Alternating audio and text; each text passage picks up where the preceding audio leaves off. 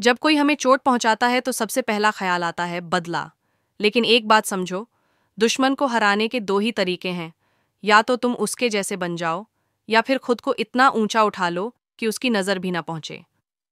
आज मैं तुम्हें बताने वाला हूं 8 ऐसे तरीके जो न केवल तुम्हारे दुश्मन को बर्बाद करेंगे, बल्कि तुम्हें भी आत्मशक्ति, शांति और आत्मज्ञान की राह पर ले जाएंगे। 1. उपेक्षा सबसे बड़ा बदला है। जिस दिन तुमने अपने दुश्मन को नजरअंदाज करना शुरू किया, उसी दिन से वो हारने लगा। तुम्हारा ध्यान ही उसकी सबसे बड़ी ताकत थी, अब वो खो चुका है। 2. सफलता से चुपचाप उत्तर दो, शब्दों से नहीं, काम से बोलो। जब तुम ऊंचाइयों पर पहुंचते हो तो तुम्हारा अस्तित्व ही उसका उत्तर बन जाता है। सफल इंसान कभी प्रतिक्रिया नहीं देता, वो परिणाम देता है। 3. अपने अंदर की आग को ऊर्जा में बदलो, क्रोध को ईंधन बनाओ, बर्बादी का कारण नहीं। जो तुम्हें नीचे गिराना चाहता है, उसी की याद को एक प्रेरणा में बदल दो। 4.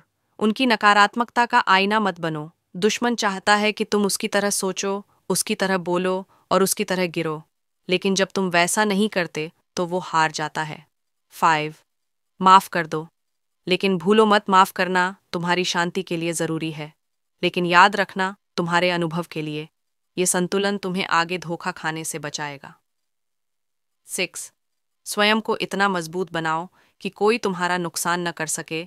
बाहरी दुनिया को तुम नहीं बदल सकते, लेकिन अंदर की ताकत इतनी होनी चाहिए कि कोई भी शब्द, व्यवहार या नफरत तुम्हें तोड़ न सके। 7. ध्यान से जवाब दो, प्रतिक्रिया से नहीं। दुश्मन चाहता है कि तुम गुस्से में जवाब दो, लेकिन जब तुम ध्यानपूर्वक सोचकर जवाब देते हो तो तुम अपनी शक्ति में रहते हो। 8. अपने उद्देश्य पर केंद्रित रहो। दुश्मन तुम्हारा समय, ध्यान और ऊर्जा चुराता है, लेकिन जब तुम अपने लक्ष्य पर टिके रहते हो तो वो खुद ही पीछे छूट जाता है, क्योंकि तुम्हारा फोकस ही तुम्हारी ढाल है। दुश्मन को हराना है तो अपने भीतर का युद्ध जीतो। बाहरी लड़ाइयाँ तो बस परछाई हैं। याद रखो, जब सूर्य चमकता है तो अंधकार खुद हट जाता है। अब मुझसे कहो, कौन है तुम्हारा असली दुश्मन? कोई बाहरी या खुद के भीतर बैठा संदेह, क्रोध और कमजोरी? सोचो, समझो और फिर जियो, क्योंकि जीवन बदले से नहीं, बुद्धि से बड़ा होता है।